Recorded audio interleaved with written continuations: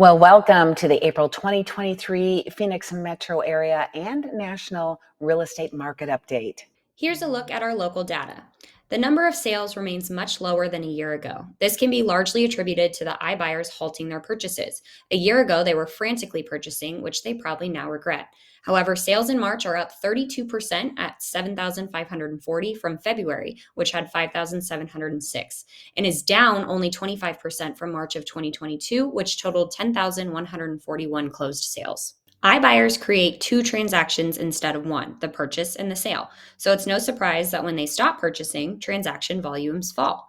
Demand from normal buyers weakened in March, mostly due to higher interest rates. But these rates are lower again in early April, and the fall in demand has been overwhelmed by the drop in supply. The balance between supply and demand since mid-November has consistently favored sellers. This confirms that we're in the rebound phase of the correction that heavily impacted the second half of last year and created a ripple effect of fear surrounding the future of the market.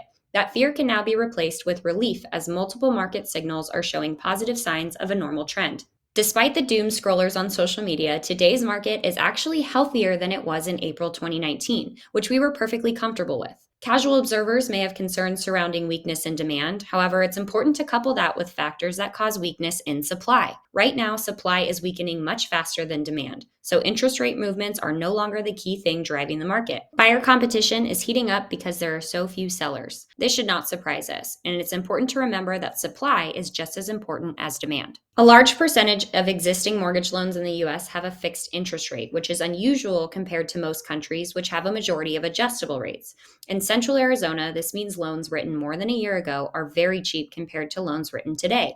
This deters homeowners from selling unless they don't need the home, for example, if they inherited it from a relative who died, if it's a second home or an investment property. But if they have a primary residence, selling that home means losing a very cheap mortgage and taking on a much more expensive one. Most people are not going to want to do that.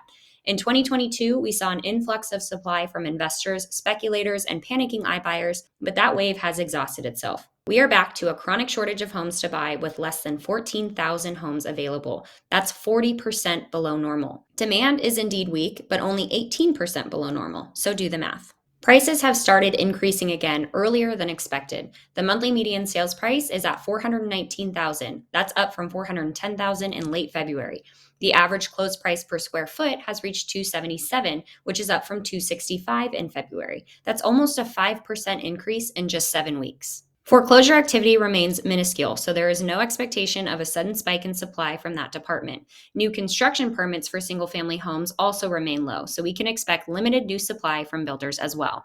As for buyers, it's important to expect increased competition with one another as they chase a dwindling number of homes for sale.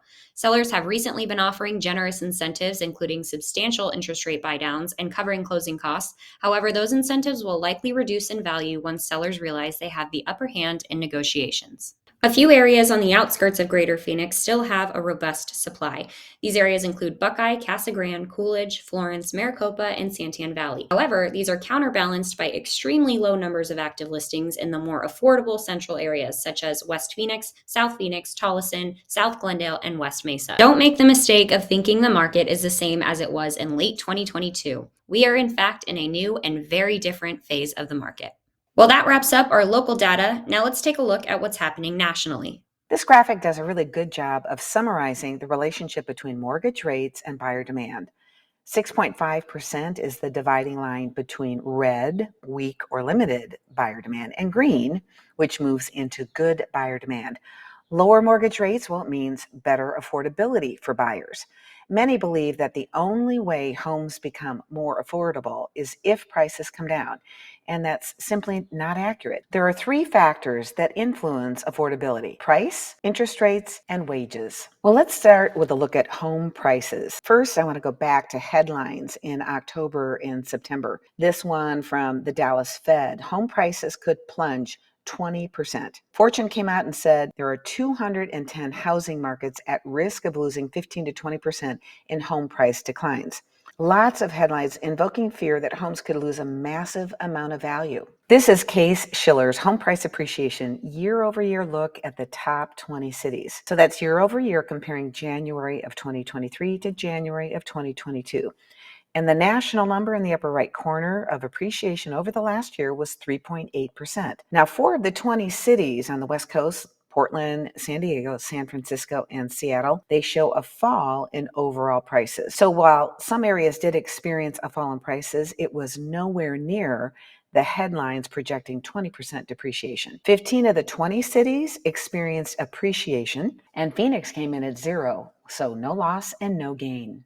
FHFA reports similar findings, the Pacific region being flat and every other region showing January over January appreciation with an overall national rate of appreciation at 5.3%.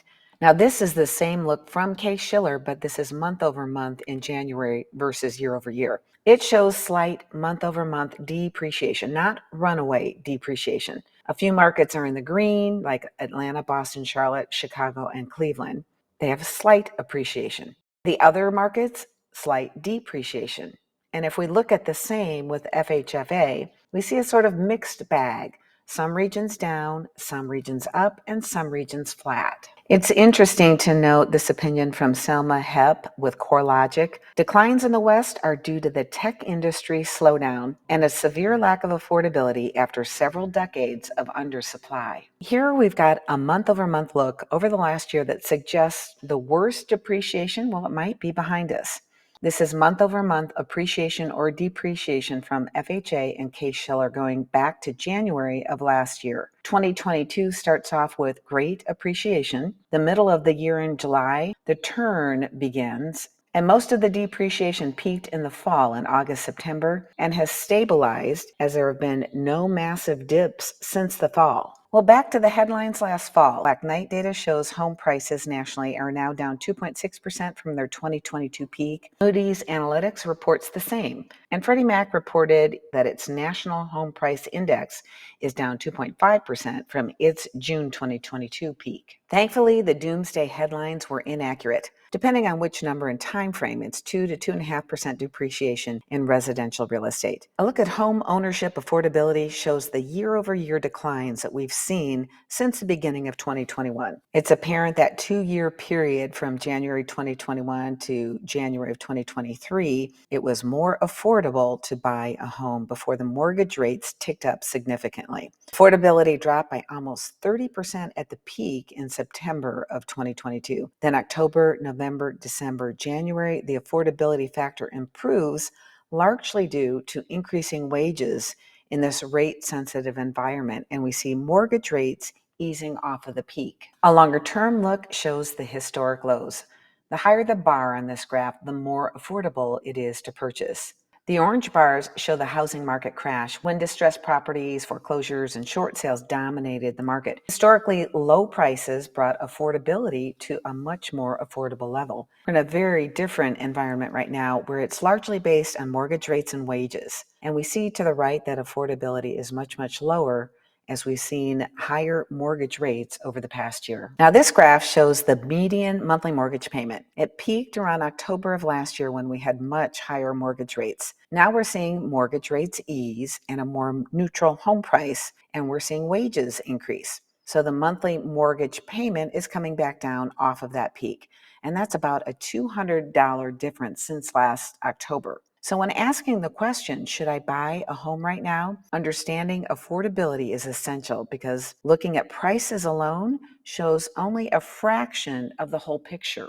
So now let's take a look at the final factor, wages. It's median household income versus qualifying income. This graph shows just how hyperlocal that is. We know that mortgage rates and wages are our primary driver, but we also know that prices are doing very different things in very different markets. The blue bars show median income in each region of the country. We have the U.S. total average over on the far left. The other bars, the green, orange, and red, show the qualifying income needed for a median-priced home. Not surprisingly, it's much more expensive to purchase a home on the West Coast than it is in some of the other markets. On average on the West Coast, the median income, well, it's insufficient to qualify for a medium-priced home. In the Midwest and the South, it's the opposite. Those making the medium price income are able to qualify on a mortgage for a median-priced home. This is the mortgage payment to income ratio. It goes all the way back to 2000. NAR recommends that buyers spend no more than 25% of their income on principal and interest. That's the line going across the middle. For a long period of time, we were under that 25% threshold. Homes were more affordable, and people could spend less than 25% of their income to purchase the median price home. Last fall ticked up above that threshold, so it's becoming more challenging to buy a home, and that's no surprise. At this point, we've come down off that peak and we're under that 25% threshold. It's still not as affordable to buy a home as it was a couple of years ago, and we may never see that again, as it was an unprecedented time in real estate. However, this quote from NAR, well, it sums it up. This rate drop was enough to make home buying affordable again for many Americans. Well, that's the April 2023 Phoenix metro area real estate market update. Please feel free to share this information with anyone considering their options right now. It's a particularly pivotal time, and having accurate information makes all the difference in making decisions best for individual circumstances and local markets. We specialize in the Phoenix metro area, but if you or someone you care about needs a trusted advisor in another area, please reach out. We're happy to put you in touch with like-minded colleagues that we know and we trust. We look forward to sharing with you next month.